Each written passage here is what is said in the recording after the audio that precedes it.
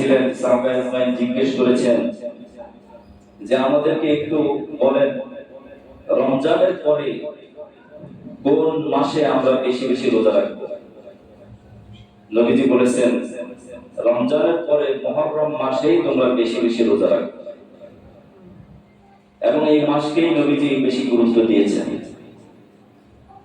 নবীজি নিজেও বলেন আফদালুস সিয়ামি বা'দা রমাদান শাহরুল্লাহিল মুহররম। যেই মাসকে নবীজি আল্লাহর মাস বলে আখ্যায়িত করেছেন, আল্লাহ রাব্বুল আলামিনের সাথে সম্বোধন করার অনেকগুলো কারণ রয়েছে। তার মধ্যে একটি কারণ হলো যে আল্লাহ যেহেতু নিজের নামের সাথে মুহররমকে সংযুক্ত করেছেন, অতএব এই মুহররম মাসটা আল্লাহর কাছে খুবই সম্মানিত, খুবই মর্যাদা।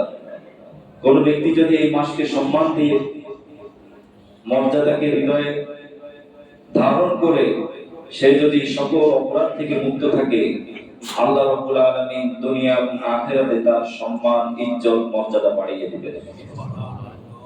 অপরদিকে কোন ব্যক্তি যদি উদাসীনতার সাথে আগে যেমন অপরাধে লিপ্ত ছিল এখনো সেটাকে বলবৎ রাখে, অপরাধের ধারাবাহিকতাকে অব্যাহত রাখে, এই মাসের সম্মান নষ্ট করার কারণে দুনিয়া এবং আখিরাতে তাকে আল্লাহ রাব্বুল আলামিন অপদস্থ করবেন।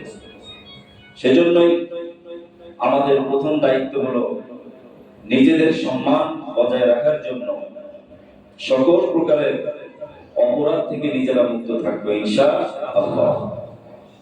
বর্তমান সময়ে যে অপরাধগুলো আমরা খুবই স্বাভাবিক মনে করি, বিশেষ করে তরুণ যুব সমাজ যে অপরাধের সাথে জড়িয়ে পড়েছে, মদ, জুয়া, ব্যভিচার, লটারি এবং চুরি, ডাকাতি, ছিনতাই, এই ধরনের যত অপরাধ সংঘটিত হচ্ছে সকল অপরাধ থেকে আমরা বিরত থাকার চেষ্টা করব ইনশাআল্লাহ।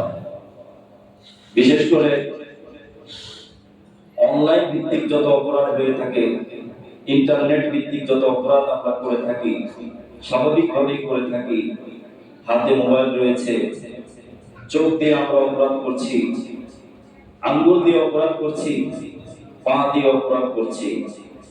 যেই অপরাধগুলোকে আমরা অপরাধী মনে করি না, যার কারণে যত ইবাদত বন্দেগী করি কোনো আমলে আমাদের ভিতরে মজা লাগে না, নামাজ ভালো লাগে না, রোজা ভালো লাগে না, সত্যের পথকে আমাদের কাছে মনে হয় অসত্য, অন্যায়কে আমাদের কাছে ভালো মনে হয়।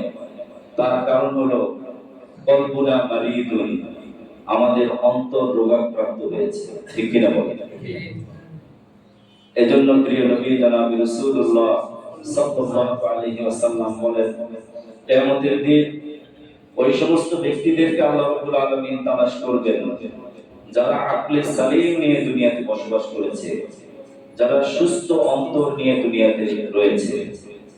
দুনিয়াতে যাদের আবাস ছিল যে সুস্থ অন্তর, যখন কোনো ভালো কাজ কথা শুনবে, যখন সে ভালো কাজ দেখবে, ভালো কাজের দিকে আহ্বান শুনবে, সঙ্গে সঙ্গে হৃদয় দিয়ে, অন্তর দিয়ে সে তার সাড়া দিবে।